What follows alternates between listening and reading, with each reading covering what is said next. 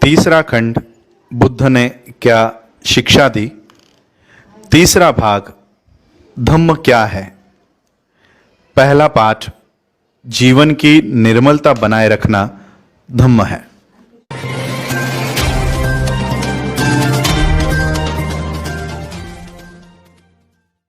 विश्व के सभी मेरे साथियों को राजरत्न अम्बेडकर की ओर से जय भीम, नमो बुद्धाय। तथागत बुद्ध के धम्म को अगर जानना है तो धम्म क्या है, अधम्म क्या है और सद्धम्म क्या है, इसे जाने बिना आप लोग बुद्ध का धम्म नहीं जान सकते। तो चलिए आज हम धम्म को जानते हैं। व्हाट इज धम्म? धम्म क्या है? जीवन के निर्मलता को, शुद्धता को, पवित्रता को बनाए रखना ही धम्म है। और ये जीवन की पवित्रता क्या है, जीवन की निर्मलता, शुद्धता, ये क्या है? जीवन के पवित्रता को, शुद्धता को, निर्मलता को प्राप्त करने के तीन प्रकार है, तीन फॉर्म्स हैं। जीवन के निर्मलता ये तीन प्रकार की है। पहली निर्मलता, जीवन की पहली निर्मलता है प्यूरिटी ऑफ बॉडी, शरीर की पवित्रता, शरीर की निर्मलता, शरीर की शुद्धता। और ये शरीर की शुद्धता कैसे प्राप्त होती है, शरीर की शुद्धता कैसे बनाए रखी जा सकती है? शरीर की पवित्रता बनाए रखने के लिए, शरीर की शुद्धता बनाए रखने के लिए जीव हिंसा से विरत रहना पड़ता है। जीव हिंसा से विरत, विरत का मतलब ये विरत और ये बाकी के शब्द बहुत पुराने डिक्शनरी से लिए हुए हैं। विरत मतलब आज के हिंदी भाषा में दूर रहना। जीव हिंसा से यानी हत्या करने से दूर रहना, चोरी करने से दूर रहना, चोरी करने से विरत रहना और पाप कर्म करने से दूर रहना।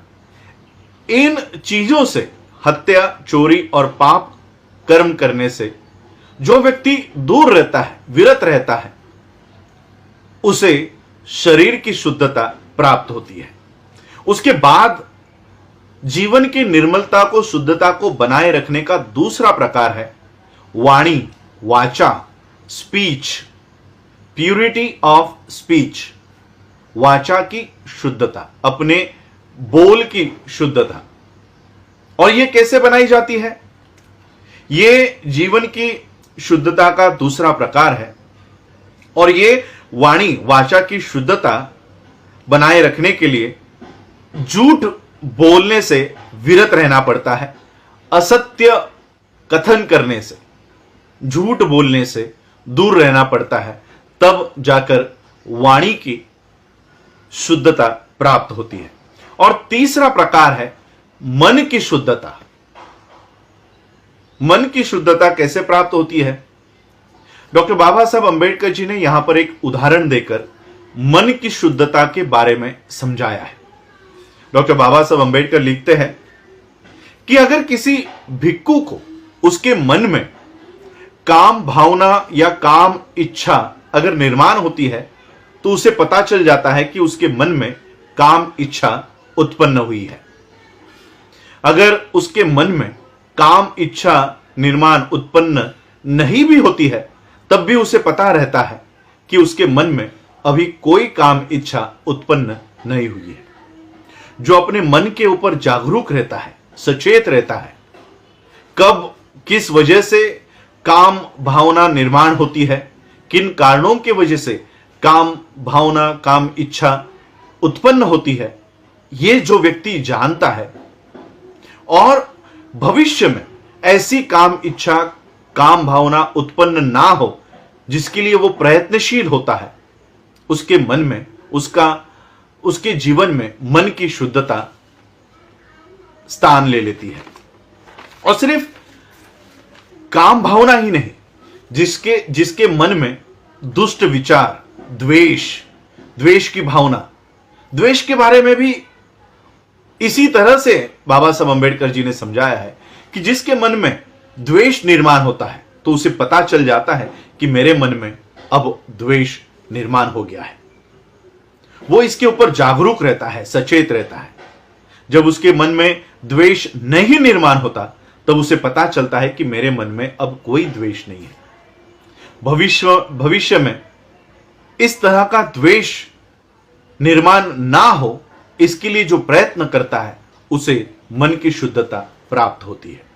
इसी तरह से मन में आलस्य कब निर्माण होता है?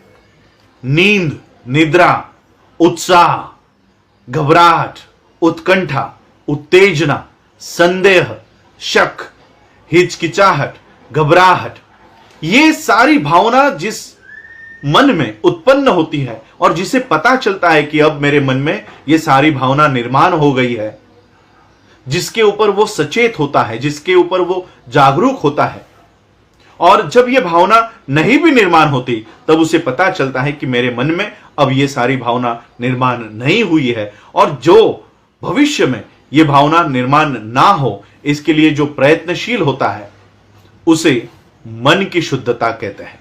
इसे कहते हैं मन की शुद्धता। जो काया यानी बॉडी, वाचा और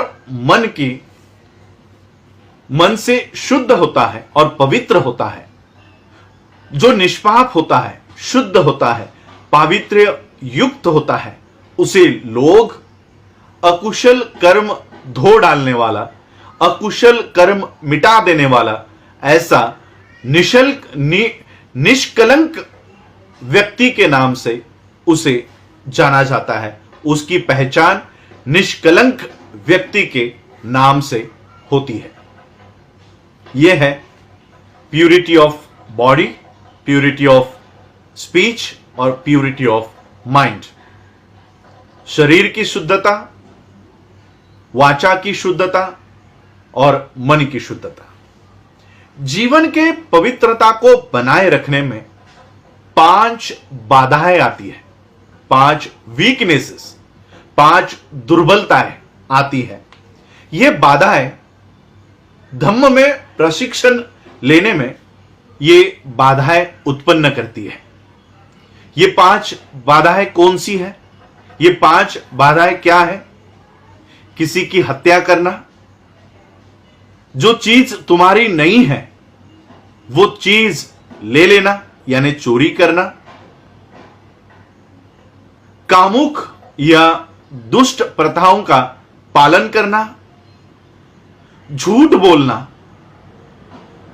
आलस्य या निष्क्रियता उत्पन्न करने वाले मादक पदार्थों का सेवन करना, यह है वो 5 बाधाएं। इन 5 कारणों की वजह से, इन 5 बाधाओं की वजह से इंसान को उसके जीवन में असफलता प्राप्त होती है।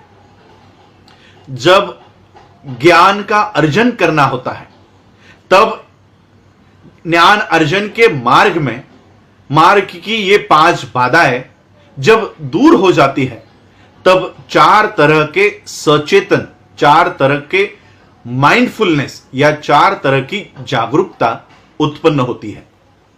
यहां एक भिक्खु दृढ़ होकर, सचेत होकर, जागरूक होकर, माइंडफुल होकर वो आत्मसंयमित होता है। सेल्फ कंट्रोल, आत्मसंयम उसके पास होता है और वो अपनी लालसा, लालच, वासना और असंतोष पर काबू पा लेता है और अपने शरीर को सिर्फ एक शरीर मानता है, अपने भावनाओं को सिर्फ एक भावना मानता है, जो मन को सिर्फ एक मन मानता है। मन में उत्पन्न होने वाले विचार ये केवल मन की प्रवृत्ति है, ये जानकर वो हमेशा प्रयत्नपूर्वक जागरूक रहकर, आत्मसंयमित रहकर लोभ और असंतोष पर विजय प्राप्त कर लेता है। जब ये 5 बाधाएं, जब ये 5 दुर्बलताएं दूर हो जाती है तब 4 तरह की जागरूकता इसका उदय हो जाता है। असफलता, फेलियर, ये 3 प्रकार की होती है। शील की असफलता, नैतिकता की असफलता, शील यानी नैतिकता की असफलता, दूसरी मन की असफलता और तीसरी दृष्टि की असफलता, व्यू, फेलियर ऑफ व्यूज। नैतिकता या शील की असफलता क्या है? नैतिकता या शील की असफलता कब होती है? जब इंसान किसी की जान ले लेता है, चोरी करता है, काम भोग संबंधी मिथ्याचार करता है, झूठ बोलता है, कड़वा बोलता है, व्यर्थ की बकवास करता है, व्यर्थ की बड़बड़ करता है। यह सब शील की असफलता है। इससे शील भंग होता है। इन सारे आचरणों से शील का फेलियर होता है, शील का घात हो जाता है, शील घात निर्माण हो जाता है। उसी तरह से जिसके मन में लोभ और दुष्टता इसका निर्माण होता है, तब मन की असफलता हो जाती है, मन का घात हो जाता है, फेलियर ऑफ माइंड। यहां पर हमारा मन नाकामयाब हो जाता है। और दृष्टि की असफलता क्या है? जब किसी के मन में यह भावना निर्माण होती है या उसका दृष्टिकोण इस प्रकार होता है कि दान करने में, त्याग करने में, परित्याग करने में कोई भी पुण्य कर्म नहीं है, कोई भी गुण नहीं है, कोई भी इसका परिणाम नहीं होने वाला, अपने अच्छे और बुरे कर्मों का कोई परिणाम नहीं होता, कोई इसका गुण नहीं होता, कोई फल नहीं होता, वो अपने माता पिता को, सगे संबंधियों को या प्राणियों के लिए भी उसके मन में ये आदर नहीं होता। इस वजह से दृष्टि, व्यूज, दृष्टि का घात हो जाता है, दृष्टिघात निर्माण हो जाता है, दृष्टि का फेलियर हो जाता है, दृष्टि की नाकामयाबी हो जाती है। और इस तरह से जिस व्यक्ति का शीलघात हो जाता है, चित्तघात यानी मन का फेलियर हो जाता है, मन नाकामयाब हो जाता है, और जिसकी दृष्टि नाकामयाब हो जाती है, दृष्टि का घात हो जाता है, इन सब के वजह से इंसान को मरने के बाद भी दुर्गति प्राप्त होती है। इसी तरह से लाभ भी 3 प्रकार के होते हैं। शील का लाभ यानी नैतिकता का लाभ, चित्त का, मन का लाभ, और दृष्टि का लाभ। चित्त का, शील का या नैतिकता का लाभ कब होता है? जब हम किसी की जान लेने से विरत रहते हैं, झूठ बोलने से विरत रहते हैं, दूर रहते हैं, काम भोग संबंधी मिथ्याचार करने से दूर रहते हैं, व्यर्थ की बड़बड़ नहीं करते, व्यर्थ की बकवास नहीं करते, इन सब से शील का लाभ हो जाता है। और शील का लाभ होने के बाद मन का लाभ कैसे होता है? जिसके मन से लोभ और दुष्टता, दुष्टपन ये निकल जाता है, ये दूर हो जाता है, तो उसको शील का लाभ प्राप्त होता है। और दृष्टि का लाभ कैसे प्राप्त होता है? जो इंसान ये मानता है कि बुरे कर्म या अच्छे कर्म करने का कोई परिणाम है, उसका कोई गुण है, कोई फल है। जो व्यक्ति ये जानता है कि दान देने में, त्याग करने में, परित्याग करने में ये गुण है, परिणाम है, इसके अच्छे परिणाम हो सकते हैं, जो व्यक्ति ये सब जानता है, जो अपने माता पिता, बड़े बुजुर्गों का आदर करता है, प्राणियों के लिए उसके मन में करुणा निर्माण होती है, उसको दृष्टि का लाभ प्राप्त हो जाता है। और जिस व्यक्ति को ये 3 लाभ मिल जाते हैं, यानी शील, नैतिकता का लाभ, मन का लाभ और दृष्टि का लाभ, उसे मरने के बाद सुगति प्राप्त हो जाती है।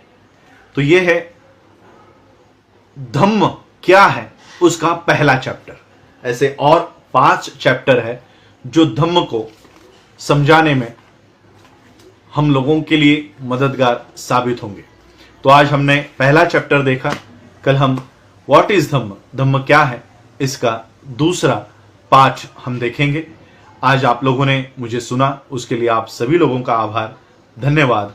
जय भीम, जय भारत, जय बुद्ध। मेरा अपना चैनल, आपका चैनल, समाज का चैनल, देश का चैनल एनबी न्यूज 24/7 को आप लाइक करें, सब्सक्राइब करें और ज्यादा से ज्यादा इसकी वीडियो को शेयर करें ताकि हर खबर को मैं आप तक आसानी से पहुंचा सकूं।